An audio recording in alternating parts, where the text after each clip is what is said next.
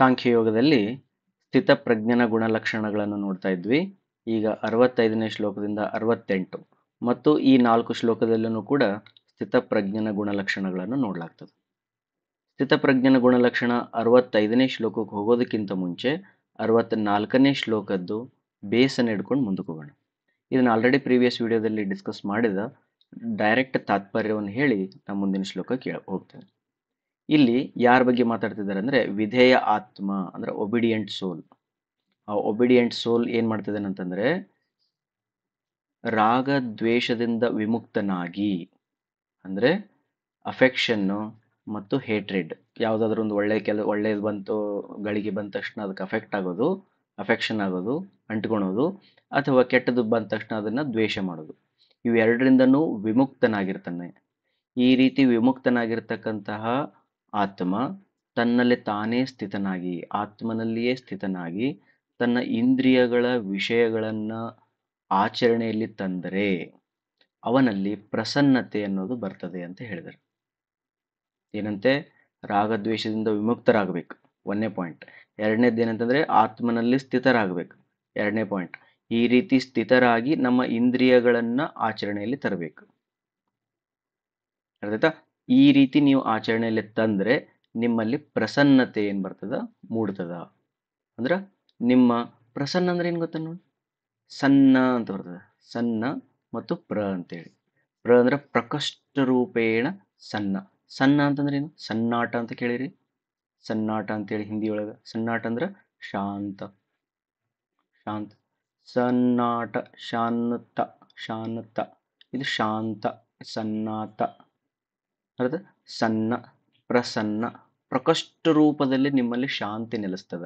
ಅಂದ್ರೆ ನಿಮ್ಮ ಮನಸ್ಸು ಏನಾಗ್ತದ, ಸ್ಥಿರ ಆಗ್ತದ. ಅರ್ಥಾಯ್ತಾ? ಲಾಸ್ಟ್ ಒಂದು ಲೈನ್ ಹೇಳ್ಬಿಡ್ತೀನಿ. ರಾಗದ್ವೇಷಗಳಿಂದ ವಿಮುಕ್ತನಾಗಿ ಆತ್ಮನಲ್ಲಿಯೇ ಸ್ಥಿತನಾಗಿ ನಿಮ್ಮ ಇಂದ್ರಿಯಗಳು ಮತ್ತು ವಿಷಯಗಳನ್ನು ಆಚರಣೆಯಲ್ಲಿ ತಂದರೆ ನಿಮ್ಮಲ್ಲಿ ಪ್ರಸನ್ನತೆ ಉಂಟಾಗುತ್ತದೆ. ಅದನ್ನು ಆಧಾರವಾಗಿಟ್ಟುಕೊಂಡು ಮುಂದೆ ಪ್ರಸಾದೇ ಸರ್ವ ದುಃಖಾನಾಂ ಹಾನಿರಸ್ಯೋಪಜಾಯತೆ ಪ್ರಸನ್ನ ಚೇತಸೋ ಹ್ಯಾಶು ಬುದ್ಧಿ ಪರ್ಯವತಿಷ್ಠತೆ. ಆ ರೀತಿ ಪ್ರಸನ್ನತೆಯನ್ನು ಹೊಂದಿದ ಪ್ರಸಾದೇ, ಯಾವ ರೀತಿ? ಹಿಂದ್ಗಡೆ ಹೇಳಿದ ರೀತಿಯಲ್ಲಿ ಪ್ರಸನ್ನತೆಯನ್ನು ಹೊಂದಿದ ಅವನ ಸರ್ವ ದುಃಖಗಳು ಕೂಡ ನಾಶ ಆಗಿಬಿಡುತ್ತವೆ. ಆಧ್ಯಾತ್ಮದ ಮೂಲ ಲಕ್ಷಣ ಏನು? ನಾವು ಎದಕ್ಕೆ ಆಧ್ಯಾತ್ಮದೊಳಗೆ ಬರ್ತಾ ಇದ್ವಿ? ಯಾಕೆ ಇಷ್ಟು ಕಷ್ಟಪಡ್ತಿದ್ವಿ ಸ್ಪಿರಿಚುವಲ್ ಒಳಗಡೆ? ನಮ್ಮ ದುಃಖಗಳು ನಾಶ ಆಗ್ಬೇಕಂತೆ. ಹಾಗಾದ್ರೆ ಇಲ್ಲಿ ಕೃಷ್ಣ ಎಷ್ಟು ಚೆನ್ನಾಗಿ ಹೇಳ್ಬಿಟ್ನಲ್ಲ, ಸರ್ವ ದುಃಖಗಳನ್ನ ನಾಶ ಆಗಬೇಕಿತ್ತು ಅಂದ್ರೆ ನಮ್ಮಲ್ಲಿ ಪ್ರಸನ್ನತೆ ಬರಬೇಕು. ಪ್ರಸನ್ನತೆ ಬರಬೇಕಂದ್ರೆ ರಾಗದ್ವೇಷಗಳಿಂದ ನಾವು ವಿಮುಕ್ತರಾಗಬೇಕು. ರಾಗದ್ವೇಷಗಳಿಂದ ವಿಮುಕ್ತರಾಗಿ ನಮ್ಮ ಇಂದ್ರಿಯಗಳನ್ನ ಆಚರಣೆಯಲ್ಲಿ ತರಬೇಕು. ತಂದಾಗ ಪ್ರಸನ್ನತೆ ಬರುತ್ತದೆ. ಪ್ರಸನ್ನತೆ ಆದಾಗ ಸರ್ವ ದುಃಖಗಳ ನಾಶ ಆಗುತ್ತವೆ. ಎಷ್ಟು ಚೆನ್ನಾಗಿದಲ್ಲ? ಈಗ ನೋಡಿ, ಪ್ರಸನ್ನ ಚೇತಸ ಹಿ, ಆ ರೀತಿ ಪ್ರಸನ್ನ ಚೇತನವನ್ನು ಹೊಂದಿರತಕ್ಕಂಥ ಮನುಷ್ಯ ಶೀಘ್ರದಲ್ಲಿಯೇ ಅವನ ಬುದ್ಧಿ ಸ್ಥಿರವಾಗಿ ಬಿಡುತ್ತದೆ. ಪರ್ಯವತಿಷ್ಠತೆ ಅಂತಂದ್ರೆ ಸ್ಥಿರವಾಗಿ ಬಿಡ್ತದೆ. ಮತ್ತೆ ಬೇರೆ ಬೇರೆ ಕಡೆ ಆ ಕಡೆ ಈ ಕಡೆ ಅಡ್ಡಾಡಂಗಿಲ್ಲ. ಅದೇನಾಗ್ತದೆ? ಸ್ಥಿರವಾಗಿ ಬಿಡ್ತದೆ. ತಿಳಿದ? ಪ್ರಸನ್ನನಾದವನ ಬುದ್ಧಿ ಸ್ಥಿರವಾಗ್ತದ. ಸ್ಥಿರ ಆದವನಿಗೆ ನೀವು ಸ್ಥಿತಪ್ರಜ್ಞ ಅಂತೇಳಿ ಕರಿಬೋದು. ಮತ್ತೆ ಯಾರಿವ? ಸ್ಥಿತಪ್ರಜ್ಞ, ಸ್ಥಿತವಾಗಿರ್ತಕ್ಕಂಥ ಪ್ರಜ್ಞೆಯನ್ನು ಹೊಂದಿದವನು. ಬಹಳ ಚೆನ್ನಾಗಿದಲ್ಲ 2 ಶ್ಲೋಕಗಳು. ರಾಗದ್ವೇಷಗಳಿಂದ ವಿಮುಕ್ತರಾಗಿರಿ, ಆತ್ಮನಲ್ಲಿಯೇ ಸ್ಥಿತರಾಗಿರಿ. ನಿಮ್ಮ ಇಂದ್ರಿಯಗಳನ್ನು ವಿಷಯಗಳನ್ನು ಆಚರಣೆಯಲ್ಲಿ ತಗೊಂಡ್ಬಂದಾಗ ನಿಮ್ಮಲ್ಲಿ ಒಂದು ಪ್ರಸನ್ನತೆ ಉಂಟಾಗ್ತದ. ಆ ಪ್ರಸನ್ನತೆಯನ್ನು ಹೊಂದಿರತಕ್ಕಂಥ ಮನುಷ್ಯನ ಸರ್ವ ದುಃಖಗಳು ಕೂಡ ನಾಶ ಆಗಿ ಹೋಗ್ತವ. ಆ ರೀತಿ ಪ್ರಸನ್ನತೆಯ ಚೇತನವನ್ನು ಹೊಂದಿರತಕ್ಕಂಥವನಲ್ಲಿ ಬುದ್ಧಿ ಶೀಘ್ರವಾಗಿಯೇ ಸ್ಥಿರವಾಗಿ ಬಿಡ್ತದ. ಭಾಳ ಮಸ್ತ್ ಅದ, ಲಾಜಿಕ್ ಅದ. ಓಕೆ, ಸುಮ್ಮನೆ ಅವ್ರು ಹೊಗಿತಾ ಇಲ್ಲ, ಭಾಳ ಕರೆಕ್ಟಾಗಿ ರೀಸನ್ ಕರೆಕ್ಟಾಗಿ ಹೇಳ್ತಾ ಇದ್ದಾರೆ. ಇದು ಭಾಳ ಚೆನ್ನಾಗಿದೆ. ನ ಅಸ್ತಿ ಬುದ್ಧಿ ಆಯುಕ್ತಸ್ಯ ನ ಚ ಆಯುಕ್ತಸ್ಯ ಭಾವನಾ ನ ಚ ಅಭಾವಯತಃ ಶಾಂತಿ ಅಶಾಂತಸ್ಯ ಕುತಃ ಸುಖಂ. ಮಸ್ತ್ ಲಾಜಿಕ್ ಹಾಕಿ ಹೇಳ್ತಾ ಇದ್ದಾರೆ ಇಲ್ಲಿ. ಏನಂದ್ರೆ, ನ ಅಸ್ತಿ ಬುದ್ಧಿ ಆಯುಕ್ತಸ್ಯ. ಆಯುಕ್ತಸ್ಯ ಅಂತಂದ್ರೆ ಏನು? ಯುಕ್ತ ಅಂತಂದ್ರೆ ಹೊಂದಿದವನು, ಆಯುಕ್ತ ಅಂದ್ರೆ ಹೊಂದದೇ ಇರೋನು. ಏನು ಹೊಂದೋದು ಹೊಂದಲಾರದು? ಯೋಗ ಅಂತಕ್ಕಂಥದ್ದನ್ನ ಪ್ರಾಕ್ಟೀಸ್ ಮಾಡ್ರಿ ಅಂತ ಹೇಳಿದಾರೆ ಅವರು. ಅಂದ್ರೆ ಸಮತ್ವ ಚಿತ್ತವನ್ನು ಪ್ರಾಕ್ಟೀಸ್ ಮಾಡ್ರಿ ಅಂತ ಹೇಳಾರೆ. ಈಗ ಅಯೋಗಿ ಅದನ್ನ ಅಂತ ತಿಳ್ಕೊಳ್ರಿ, ಅಜ್ಞಾನಿ ಅಯೋಗಿ ಇದನ್ನ ಅಂತ ತಿಳ್ಕೊಳ್ರಿ. ಇವನು ಅಂದ್ರೆ ಸಮತ್ವವನ್ನು ಬ್ಯಾಲೆನ್ಸ್ ಮಾಡ್ಲಾರವನು, ಸೆಂಟರ್ಡ್ ಅಲ್ಲಿ ಇರ್ಲಾರ್ದಂಥವನು, ರಾಗದ್ವೇಷಗಳಿಗೆ ಬಲಿ ಆಗ್ತಕ್ಕಂಥವನು, ಅವನು ಅಯೋಗಿ. ಅಯೋಗ್ಯ ಅಂತ ಗೊತ್ತಾ? ಹಂಗ ಅಯೋಗಿ. ಈ ಅಯೋಗಿಗೆ ಬುದ್ಧಿ ಇರಂಗಿಲ್ಲ ಅಂತ. ನ ಅಸ್ತಿ ಬುದ್ಧಿ ಆಯುಕ್ತಸ್ಯ. ಈ ಅಯೋಗಿ ಹತ್ರ ಬುದ್ಧಿ ಇರಂಗಿಲ್ಲ. ಎಂತ ಬುದ್ಧಿ ಇರಂಗಿಲ್ಲ? ಸಾತ್ವಿಕವಾದ ಬುದ್ಧಿ ಇರಂಗಿಲ್ಲ, ಅದು ಇಂಟೆಲೆಕ್ಚುಯಲ್ ಇರಂಗಿಲ್ಲ, ಡಿಸ್ಕ್ರಿಮಿನೇಷನ್ ಪವರ್ ಇರಂಗಿಲ್ಲ. ಅರ್ಥ? This is very important. ಆ ರೀತಿ ಇರಂಗಿಲ್ಲ ಅವನಿಗೆ. ಯಾರಲ್ಲಿ? ಅಯೋಗಿ ಹತ್ರ ಬುದ್ಧಿ ಇರಂಗಿಲ್ಲ. ಮತ್ತೆ ನಚ ಮತ್ತು ಆಯುಕ್ತಸ್ಯ ಭಾವನ ಅಂದ್ರ ಆ ಅಯೋಗಿ ಹತ್ರ ಭಾವನೆಗಳೂ ಇರಂಗಿಲ್ಲ. ನೋಡ, ಅವನ ಹತ್ರ ಬುದ್ಧಿನೂ ಇಲ್ಲ, ಭಾವನೆಗಳೂ ಇಲ್ಲ. ಇರ್ತಾರಲ್ಲ, ಬಹಳ ಜನ ಇರ್ತಾರಲ್ಲ, ಒಟ್ಟ ಬುದ್ಧಿ ಇರಂಗಿಲ್ಲ, ಮತ್ತೆ ಅವ್ರ ಹತ್ರ ಭಾವನೆಗಳೂ ಇರಂಗಿಲ್ಲ. ಓಕೆ. ನ ಚ ಅಭಾವಯತಃ ಶಾಂತಿ. ಆ ರೀತಿ ಭಾವನೆಗಳೇ ಇಲ್ಲ ಅವನ ಹತ್ರ ಅಂದ್ರೆ ಅವನಲ್ಲಿ ಶಾಂತಿನೂ ಕೂಡ ಇರಂಗಿಲ್ಲ. ಅವನ ಮನಸ್ಸು ಶಾಂತಿ ಇರಂಗಿಲ್ಲ. ಹಾಗಾದ್ರೆ ಅಶಾಂತಸ್ಯ ಕುತಃ ಸುಖಂ. ಹಾಗಾದ್ರೆ ಅಶಾಂತಿಯನ್ನು ಹೊಂದಿರತಕ್ಕಂಥವನಲ್ಲಿ ಸುಖ ಆದ್ರೂ ಹೆಂಗಿರ್ತದ? ಕ್ವಶನ್ ಮಾಡಿ ಆನ್ಸರ್ ಮಾಡ್ತಿದ್ದಾನೆ. ಲಾಸ್ಟ್ ನೋಡ್ಬಿಡೋಣ. ಅಯೋಗಿ ಹತ್ರ ಬುದ್ಧಿ ಇರಂಗಿಲ್ಲ, ಅಯೋಗಿ ಹತ್ರ ಭಾವನೆನೂ ಇರಂಗಿಲ್ಲ. ಭಾವನೆ ಇಲ್ಲ ಅಂದ್ರೆ ಅಲ್ಲಿ ಅವನಲ್ಲಿ ಶಾಂತಿಯ ನೆಲೆ ಇರಂಗಿಲ್ಲ. ಶಾಂತಿ ಇಲ್ಲ ಅಂದ್ಮೇಲೆ ಅವನಲ್ಲಿ ಸುಖ ಆದ್ರೂ ಹೆಂಗ್ ಬಂದೀತು? ಅರ್ಥ ಆಯ್ತಾ? ಚೆನ್ನಾಗಿದಲ್ಲ? ನೆಕ್ಸ್ಟ್ ನೋಡ್ರಿ.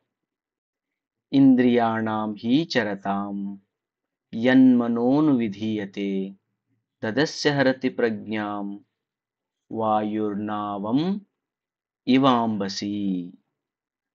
ಇಲ್ಲಿ ಒಂದು ಎಕ್ಸಾಂಪಲ್ ಕೊಟ್ಟು ಎಕ್ಸ್ಪ್ಲೇನ್ ಮಾಡ್ತಿದ್ದಾರೆ.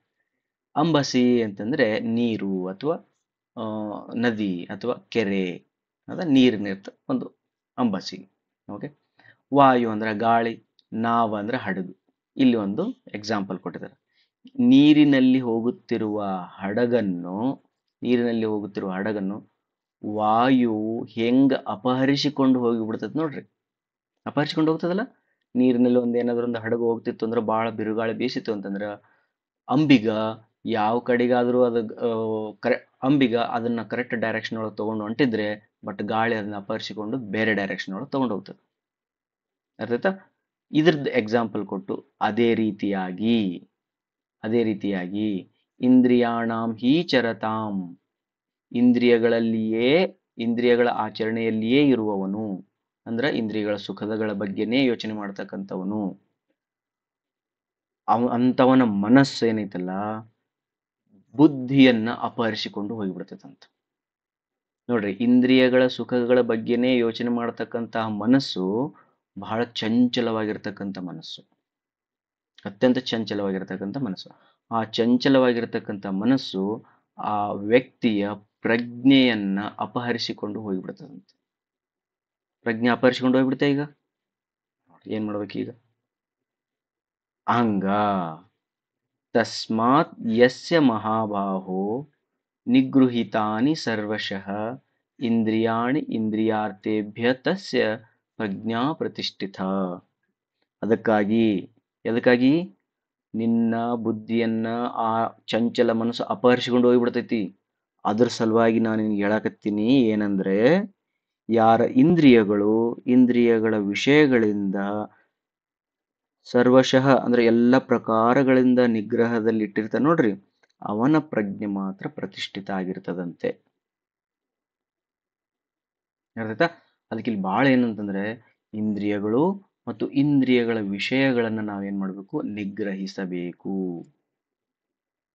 ಇವೆರಡನ್ನು ಕರೆಕ್ಟಾಗಿ ನಿಗ್ರಹಿಸಿದ್ರಿ ಅಂತಂದ್ರೆ, ಮತ್ತೆ ಸರ್ವಶಃ ಇಂದ್ರಿಯಾಣಿ ಅಂದ್ರೆ ಅವರು ಸರ್ವಶಃ ಅಂದ್ರೆ ಎಲ್ಲ ಪ್ರಕಾರದ ಇಂದ್ರಿಯಗಳನ್ನ ಮತ್ತು ಅವುಗಳ ವಿಷಯಗಳನ್ನ ನಿಗ್ರಹಿಸಬೇಕು. ಓಕೆ. ಸ್ಟಾಪ್ ಮಾಡಂಗಿಲ್ಲ. ನಿಗ್ರಹಿಸೋದಂದ್ರೆ ಏನ್ ಗೊತ್ತಲ್ಲ? ರೆಗ್ಯುಲೇಟ್ ಮಾಡೋದು. ಸ್ಟಾಪ್ ಮಾಡಕತ್ತಿಲ್ಲ, ನಾವು ಫ್ಯಾನ್ ಅನ್ನು ಬಂದ್ ಮಾಡಕತ್ತಿಲ್ಲ, ರೆಗ್ಯುಲೇಟ್ ಮಾಡಕತ್ತೀವಿ. ಎಷ್ಟು ಸ್ಪೀಡ್ ಬೇಕು, ಎಷ್ಟು ಸ್ಪೀಡ್ ಬ್ಯಾಡ್ ಅಂತೇಳಿ. ಹಂಗ ಇಂದ್ರಿಯಗಳು ಮತ್ತು ಇಂದ್ರಿಯಗಳ ವಿಷಯಗಳನ್ನ ರೆಗ್ಯುಲೇಟ್ ಮಾಡತಕ್ಕಂತಹ ಮಹಾಭಾವು ಅವನ ಪ್ರಜ್ಞೆ ಪ್ರತಿಷ್ಠಿತ ಆಗಿಬಿಡ್ತದ. ಅವನ ಪ್ರಜ್ಞೆ ಸ್ಥಿರವಾಗಿ ಬಿಡ್ತದ. ಸಿಂಪಲ್ ಅದು. ಅರ್ಥೈತಲ್ಲ? ಒಂದ್ಸತಿ ಲಾಸ್ಟ್ ಸಾರಾಂಶ ನೋಡ್ಬಿಡೋಣ. ರಾಗದ್ವೇಷಗಳಿಂದ ವಿಮುಕ್ತರಾಗಬೇಕು, ಆತ್ಮನಲ್ಲಿಯೇ ಸ್ಥಿತನಾಗಬೇಕು. ಆ ರೀತಿ ಇದ್ದುಕೊಂಡು ಇಂದ್ರಿಯಗಳ ವಿಷಯಗಳನ್ನ ಆಚರಣೆಯಲ್ಲಿ ತರಬೇಕು. ಅವನಲ್ಲಿ ಪ್ರಸನ್ನತೆ ಉಂಟಾಗ್ತದೆ. ಪ್ರಸನ್ನತೆಯನ್ನು ಉಂಟಾಗಿರ್ತಕ್ಕಂಥ ವ್ಯಕ್ತಿಯ ದುಃಖಗಳು, ಸರ್ವ ದುಃಖಗಳು ಏನಾಗಿಬಿಡ್ತಾವ? ನಾಶ ಆಗಿಬಿಡ್ತಾವ. ಈ ರೀತಿ ಹೊಂದಿರತಕ್ಕಂಥ ಪ್ರಸನ್ನ ಚೇತನನ ಬುದ್ಧಿ ಸ್ಥಿರವಾಗಿ ಕುಂತ್ಬಿಡ್ತದೆ. ಮತ್ತೆ ಫಾಸ್ಟ್ ಆಗಿ ಸ್ಥಿರವಾಗಿ ಕುಂತ್ಕೊಬಿಡ್ತದೆ. ಅಯೋಗಿ, ಸಮತ್ವವನ್ನು ಮೇಂಟೈನ್ ಮಾಡಲಾರದಂತಹ ಅಯೋಗಿ ಏನಿದನಲ್ಲ, ಅವನಲ್ಲಿ ಬುದ್ಧಿ ಇರಂಗಿಲ್ಲ, ಅವನಲ್ಲಿ ಭಾವನೆಗಳಿರಲ್ಲ. ಮತ್ತು ಭಾವನೆ ಇಲ್ಲ ಅಂದಮೇಲೆ ಅವನಲ್ಲಿ ಶಾಂತಿ ಆದ್ರೆ ಹೆಂಗೆ ಬಂದಿತ್ತು? ಶಾಂತಿ ಇಲ್ಲ ಅಂದಮೇಲೆ ಸುಖ ಆದ್ರೂ ಎಲ್ಲಿಂದ ಬರ್ತದ? ಅರ್ಥ? ಇಂದ್ರಿಯಾಣಿ ಚರತಾಂ, ಯಾವ ರೀತಿ ನದಿಯಲ್ಲಿ ಹೋಗ್ತಕ್ಕಂಥ ಹಡಗವನ್ನ ಗಾಳಿ ಅಪಹರಿಸಿಕೊಂಡು ಹೋಗ್ತದಲ್ಲ, ಆ ರೀತಿ ನಿನ್ನ ಬುದ್ಧಿಯನ್ನ ಇಂದ್ರಿಯಗಳಲ್ಲಿಯೇ ಲೀನ ಆಗಿರ್ತಕ್ಕಂಥ ಮನಸ್ಸು ಅಪಹರಿಸಿಕೊಂಡು ಹೋಗಿಬಿಡ್ತದಂತ. ಅದರ ಸಲುವಾಗಿ ನಿನ್ನ ಇಂದ್ರಿಯಗಳನ್ನ ಮತ್ತು ಇಂದ್ರಿಯಗಳ ವಿಷಯಗಳನ್ನ ನಿಗ್ರಹದಲ್ಲಿ ಇಟ್ಕೋ. ಈ ರೀತಿ ನಿಗ್ರಹದಲ್ಲಿ ಇಟ್ಟುಕೊಂಡಿರ್ತಕ್ಕಂಥ ವ್ಯಕ್ತಿ ಸ್ಥಿತಪ್ರಜ್ಞನಾಗಿರ್ತಾನೆ. ಅವನ ಪ್ರಜ್ಞೆ ಪ್ರತಿಷ್ಠಿತ ಆಗ್ತದ, ಅವನ ಪ್ರಜ್ಞೆ ಸ್ಥಿತವಾಗ್ತದ. ಫುಲ್ಲು ಲಾಜಿಕಲಿ ಎಕ್ಸ್ಪ್ಲೇನ್ ಮಾಡ್ತಿದಾರ.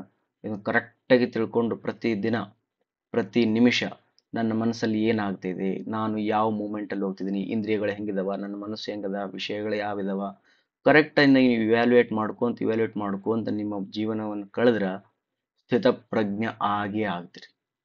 ನಾನು ನಿಮ್ಗೆ ಅದಕ್ಕೆ ಲಾಸ್ಟ್ ವಿಡಿಯೋದಲ್ಲೂ ಹೇಳಿದ್ದೀನಿ, ಒಂದೇ ಅಟ್ಲೀಸ್ಟ್ ಒಂದು ದಿನ ಇವುಗಳನ್ನು ಆಚರಣೆ ಮಾಡಿ ಸಾಕು. ನಿಮ್ಮ ಲೈಫ್ ಒಳಗಡೆ ಎಷ್ಟೋ ಸಾವಿರಾರು ದಿನಗಳಿದಾವೆ, ಅರ್ಥಾಯ್ತಾ?